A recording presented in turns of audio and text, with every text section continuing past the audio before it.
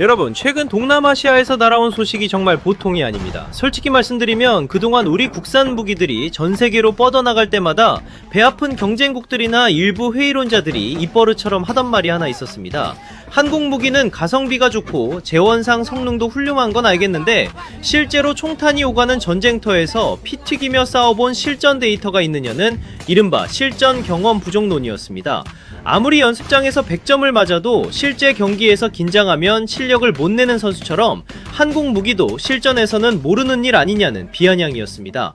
그런데 이번에 태국에서 그 모든 입방아를 단번에 잠재워버리는 것은 물론이고 전세계 방산 관계자들의 뒤통수를 아주 얼얼하게 만드는 사건이 터졌습니다. 우리가 단순히 훈련기라고만 알고 있었던 그 기체가 실제 전쟁의 포화 속으로 날아들어가 적의 심장부를 그야말로 정밀수술하듯 타격해버린 것입니다. 사건의 발단부터 자세히 살펴보겠습니다. 최근 태국과 캄보디아 사이의 국경 분쟁이 단순한 신경전을 넘어 사실상 전면전에 가까운 무력 충돌로 번졌습니다. 2025년 7월부터 시작된 이 갈등은 12월 들어서며 걷잡을 수 없는 양상으로 치달았고 태국 공군은 결국 최후의 카드를 꺼내들게 됩니다. 그런데 여기서 전 세계가 경악할 만한 선택이 나옵니다. 태국이 주력으로 운용하던 미국의 F-16이나 스웨덴의 명품 전투기라는 그리펜 대신 바로 우리 한국 항공우주상업이 만든 T-50TH, 즉 골든 이글을 실전 편대의 핵심으로 투입한 것입니다.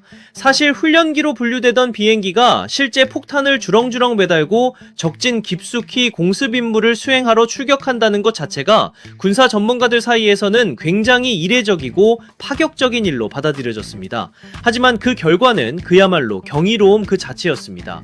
태국 현지 군 소식통과 언론 보도를 종합해보면 지난 18일 우리 T-50TH는 적의 군사 거점과 불법 무장단지의 핵심 보급시설을 그야말로 자로 잰 듯이 정확하게 박살냈습니다. 단순히 목표물을 맞췄다는 수준을 훨씬 넘어선 결과였습니다. 기체의 반응성이나 조종 안정성 면에서 현역 베테랑 조종사들조차 혀를 내두를 정도의 완벽한 전투 성능을 보여주었다고 합니다. 특히 폭탄을 투하하는 급박한 교전 상황이나 적의 대공망이 위협적인 순간에도 기체의 밸런스가 전혀 흐트러지지 않았다는 점은 이 비행기가 단순히 학생들 가르치는 연습용이 아니라 언제든 적을 괴멸시킬 수 있는 날카로운 발톱을 숨긴 맹수였다는 사실을 실전으로 증명한 셈입니다. 이게 왜 우리에게 이토록 중요한 의미가 있냐면 그동안 우리 무기체계에서 마지막 퍼즐 조각처럼 남아있던 실전 데이터라는 귀중한 기록이 태국의 하늘에서 마침내 완성되었기 때문입니다. 이제 전세계 어느 나라도 한국산 항공기를 보며 실전에서 검증되지 않았다는 핑계를 댈 수 없게 되었습니다. 훈련기인 줄 알고 샀는데 알고 보니 실전에서 더 무시무시한 괴력을 발휘하는 경공격기였다는 사실에 동남아는 물론이고 지금 중동과 동유럽 국가들까지 눈이 휘둥그레져서 우리 쪽을 향해 주문서를 흔들고 있는 상황입니다. 훈련기와 공격기의 경계를 허물어버린 이 한국산 기체의 활약은 앞으로 전세계 경공격기 시장의 판도를 완전히 뒤바꿀 게임 체인저가 될 것이 분명해 보입니다. 그런데 하늘에서 우리 무기가 승전보를 울리고 있을 때 땅에서는 정말 기가 막히고 코가 막히는 대조적인 상황이 벌어지고 있었습니다. 태국군이 중국으로부터 야심차게 도입했던 중국산 VT-4 전차가 실전에서 그야말로 처참하기 짝이 없는 민낯을 드러낸 것입니다. 국경 충돌 과정에서 적을 향해 위협 사격을 하던 중국산 전차가 갑자기 주포가 스스로 폭발하며 현장에서 그대로 고철 덩어리가 되어버리는 사건이 발생했습니다. 이건 단순히 부품 하나가 고장난 수준이 아닙니다. 전차 안에 타고 있는 아군 조종수들의 생명을 위협하는 자폭병기나 다름없는 꼴이 된 것입니다. 실제 전투 상황에서 내 무기가 나를 공격할 수도 있다는 공포를 느꼈을 태국 장병들의 심정이 어땠을지 상상조차 되지 않습니다.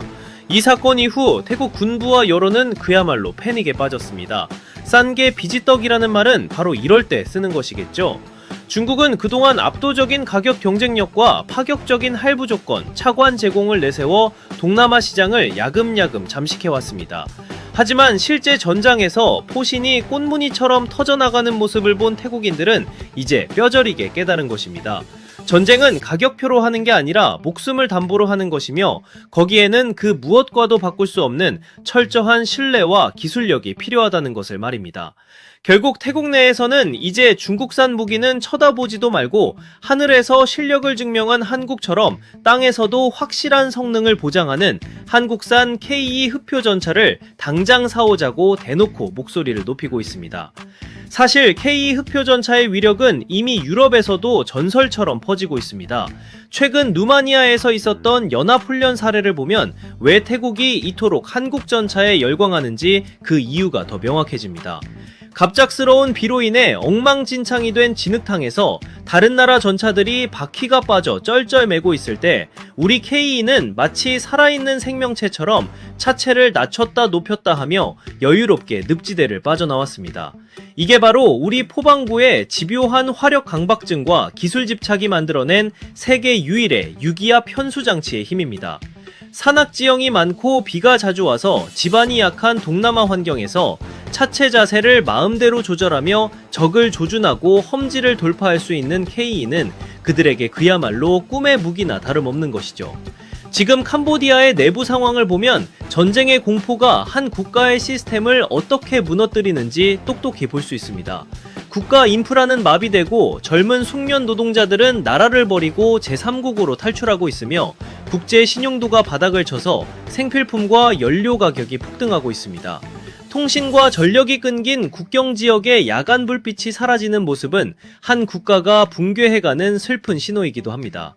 이런 비극적인 상황 속에서 태국이 살아남기 위해 선택한 길은 결국 압도적인 무력을 통한 평화의 유지였고 그 가장 믿음직한 파트너로 바로 대한민국을 지목했다는 점은 우리에게 매우 큰 시사점을 던져줍니다. 우리는 흔히 우리나라를 두고 국방력이 강하다고 말하지만 실제 외국에서 바라보는 대한민국의 위상은 우리가 생각하는 것 그 이상입니다. 우리나라는 지난 70년 동안 북쪽의 미친 존재들과 대치하며 단 한순간도 군수공장에 불을 끈 적이 없는 나라입니다. 어제보다 더 강력한 무기를 만들기 위해 수만 명의 연구원이 밤을 지새우고 철강 생산부터 최첨단 소프트웨어 제어 기술까지 모든 과정을 한 나라 안에서 해결할 수 있는 완벽한 수직 계열화를 완성한 전 세계 유일의 국가이기도 합니다. 유럽의 소위 방산 강국들이 냉전 이후 평화 배당금에 취해 공장문을 닫고 장인 정신을 운운하며 전차 한 대 만드는데 몇 년씩 걸리는 동안 우리나라는 주문만 하면 몇 달 만에 수백 대를 배달해버리는 말도 안 되는 생산력을 갖췄습니다. 이건 단순한 산업의 속도를 넘어 국가의 생존을 책임지는 진정한 실력입니다. 솔직히 우리 입장에서는 지난 세월 피땀 흘려 지켜온 이 기술들이 이제야 전 세계에서 제대로 된 평가를 받는 것 같아 가슴 한구석이 벅차오르기도 합니다. 우리는 단순히 쇳덩어리 무기를 파는 것이 아닙니다. 어떤 최악의 상황에서도 반드시 작동하고 적을 압도하며 소중한 아군의 생명을 끝까지 지켜내는 그 지독할 정도의 완벽주의를 파는 것입니다. 이제 전세계 방산 시장의 흐름은 완전히 뒤바뀌었습니다.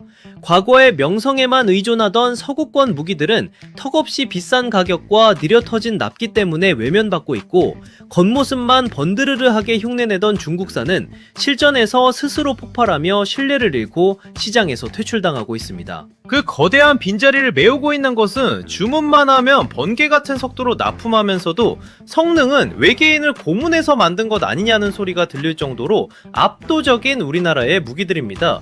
더 나아가 우리나라는 현재에 안주하지 않고 무서운 속도로 다음 단계를 준비하고 있습니다. 이미 전세계 자주포 시장의 70%를 휩쓴 K9 자주포에 램제트 포탄 기술을 접목하고 있습니다. 포탄 뒤에 제트 엔진을 달아 사거리를 120km까지 늘리는 이 기술은 사실상 자주포를 소형 미사일 기지로 만드는 것과 같습니다. 적은 나를 때릴 수 없는데 나는 적의 평양 코앞까지 자갈밭으로 만들어버릴 수 있는 이 압도적인 비대칭 전력은 전 세계에서 한국만이 제대로 구현하고 있는 영역입니다. 이런 기술력의 격차는 단순히 돈을 쏟아붓는다고 단기간에 따라잡을 수 있는 것이 아닙니다. 수십 년간 꺼지지 않은 용광로의 불꽃과 연구원들의 집념이 만들어낸 독보적인 자산이기 때문입니다. 최근에는 폴란드와 로마니아 같은 유럽 국가들뿐만 아니라 중동의 거부들과 남미 국가들까지 우리 무기를 사기 위해 한국으로 몰려들고 있습니다. 오죽하면 우리가 자랑하던 새벽 배송 일정에 차질이 생길까봐 걱정해야 할 정도로 주문이 밀려들고 있습니다. 하지만 우리나라는 이 모든 수요를 감당할 수 있는 거대한 생산 생태계를 갖추고 있습니다. 소재부터 완제품까지 국내에서 모두 해결되기에 외부의 간섭이나 공급망 문제에서도 자유롭습니다. 이는 무기를 구매하는 국가 입장에서 보면 단순히 물건을 사는 게 아니라 언제든 부품을 공급받고 수리할 수 있는 든든한 보험을 드는 것과 같은 효과를 줍니다. 지금 전 세계는 태풍의 눈처럼 평화를 지탱하고 있는 대한민국의 기술력을 주목하고 있습니다.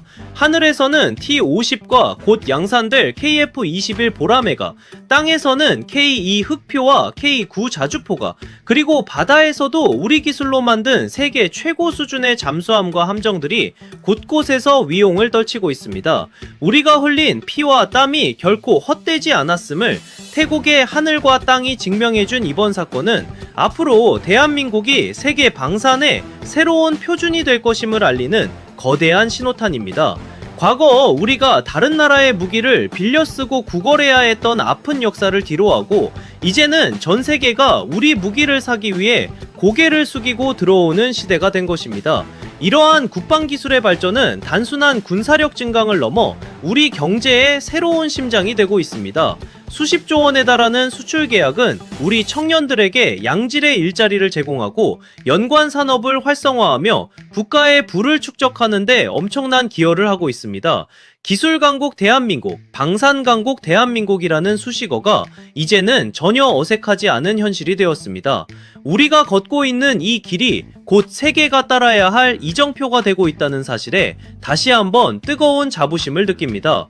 부디 이 압도적인 경쟁력과 위상이 앞으로도 10년, 50년, 아니 영원히 유지되어 우리나라가 진정한 세계 초인류 국가로 우뚝 서기를 기원합니다. 여러분, 우리는 지금 역사의 한 페이지가 통째로 바뀌는 경이로운 순간을 실시간으로 목격하고 있습니다. 이 기적 같은 변화는 결코 우연히 찾아온 것이 아닙니다. 이 기세가 꺾이지 않도록, 그리고 우리 대한민국이 세계의 중심에서 더욱 찬란하게 빛날 수 있도록 저 역시 끝까지 지켜보며 응원하겠습니다. 오늘 전해드린 소식이 여러분의 가슴 속에 뜨거운 자부심의 불꽃을 지폈기를 바랍니다. 70년 전 폐허에서 시작해 세계를 호령하는 방산대국이 된 이 기적의 역사는 이제 시작일 뿐입니다. 마지막으로 강조하고 싶은 점은 한국 무기의 진정한 가치는 단순히 파괴력에 있는 것이 아니라 평화를 지키는 억제력에 있다는 사실입니다. 우리가 강할 때 비로소 평화는 유지됩니다. 태국이 우리 무기를 통해 국경의 안정을 되찾고 폴란드가 우리 전차를 통해 러시아의 야욕을 막아내는 모습은 한국 무기가 전 세계 평화의 파수꾼 역할을 하고 있음을 보여줍니다. 이러한 자부심을 가슴에 품고 우리 기술과 우리 군 그리고 우리 산업이 더 높이 도약할 수 있도록 우리 모두 한마음으로 응원해야겠습니다. 대한민국 국민이라는 사실이 이토록 자랑스러울 수가 없습니다. 긴 시간 함께 해주셔서 감사합니다. 오늘 하루도 우리나라의 압도적인 국력을 생각하며 활기차고 당당하게 보내시길 바랍니다.